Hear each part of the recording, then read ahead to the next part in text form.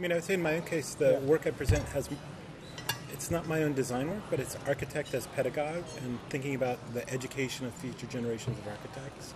And I think, schools are always the crucible of the next thing.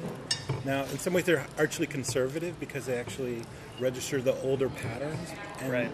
And I don't think they, you launch the idea that then goes out into the world, but I think you set habits of mind with the students in the way that you educate them that get transformed as they go out into the world. So I think in thinking about the future, at least in my talk or in my thinking about it, has less to do with predicting what that future would be and more setting up the scenario within the student and with their education that could precipitate that thing. And so that's, in my talk, it has to do with, call it disciplinarity. You could call it a sort of one set of tools that I think has the anxiety I think is loosened at the level of practice. I'm not sure it's translated into the level of pedagogy. Our models are still old pedagogically. Trying to think about how you might open that up into other things. I mean, so I think more setting up how, the academy I think for architecture is still important because it's a place architects are trained, but it's also where they come back to. It's a kind of clearinghouse for ideas, and people go back to teach to be sustained by that development. And so I think the way we frame those things there in the curriculum, like in Sarah's talk, is important. Yeah.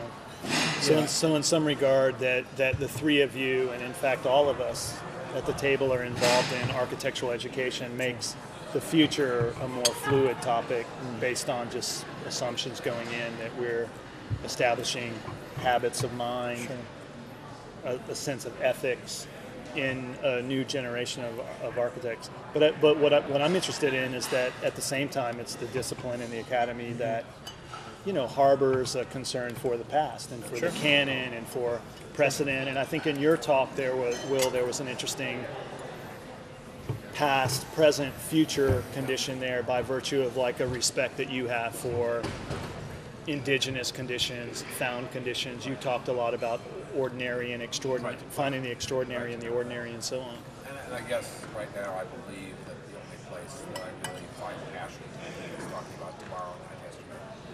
And it's interesting because Dennis Oppenheim, the sculptor, he's sort of in the sort of shadow of Eve Smith and all this. An interesting guy that unfortunately has gone too much into his, public art that really is of that vernacular. But he made this very interesting talk one night, and somebody was asking about his work. He said, my work that I've done is art history.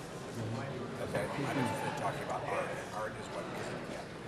Interesting. And he just took his whole portfolio out, and it's a frustration right now because I'd like to believe in the ethos of history and people, young people, more than a Google search, more than a Wikipedia search. Right. I would really like to see the passion of rigor, and I think that's what some of the travels abroad potentially do, that sense of reality. But even just the scholarly way, it's more than just finding those images which have no meaning.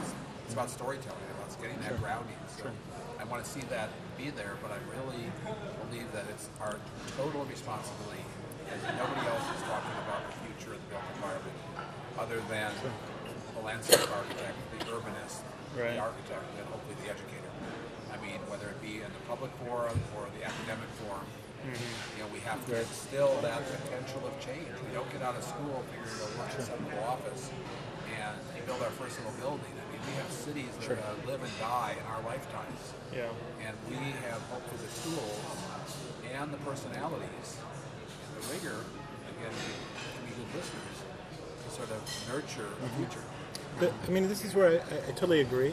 In my own thinking about pedagogy and how we train architects, we have the studio culture and we have the review culture, which is discursive and very useful. I come through it. But I also think it promotes a separate discourse from the public discourse, and architects sometimes have a hard time measuring their own worth against a public barometer in a way. And I think the whole of my interest in the topic is to try to figure out ways that the language of which architecture describes itself doesn't dumb down to the masses, but can engage that at an even level. And I think to really take that on as a project and not just a sort of accident is. Well, I think I saw that in a lot of the talks today. Yeah, I was going to say we heard that explicitly at a couple of moments. The director of Goldman Sachs, who basically made an impassioned call for it's not your culture.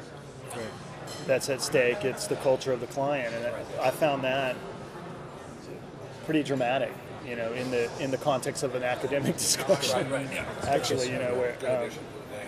So, what do we make of architects or designers who aren't involved in pedagogy? Are they servicing conceptions of the future or the relationship between the past and the future in different ways? I mean, it's speculative because all of us are, but is that a desire in your own practice to include yourself in future generations through teaching, and what about those who don't? Is that a different endeavor in your mind? Or? I mean, I think when you teach, you feel part of this continuum of history, and you feel this responsibility in terms of architectural education. But you also feel pushed to be an innovator, to be like, you know, pushing the top of your field. And so I think that somehow teaching, at least for me, pushes us in practice in a way that I find really positive.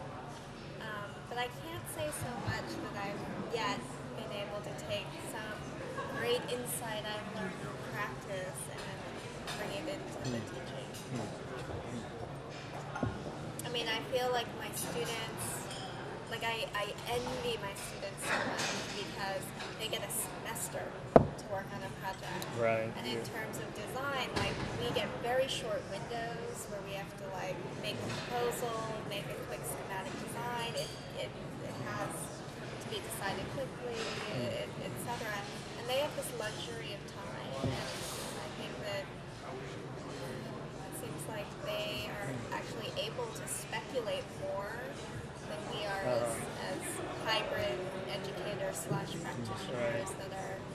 So but you we have to deal, like, architecture has a relationship with capitalism. It cannot live outside of that parameter, and so it needs to operate in that context as well. So you feel a shift as you move in and out of the academy in your own work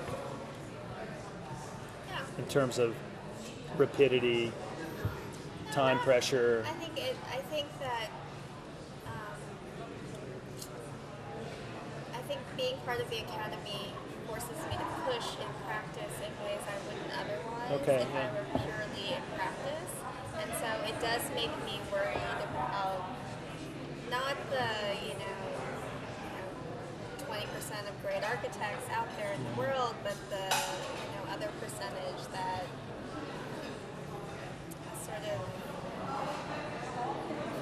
don't know, given up is not the right word, but under the pressures of capitalism. Right, in the market, suffering the more unmediated the pressures of the market.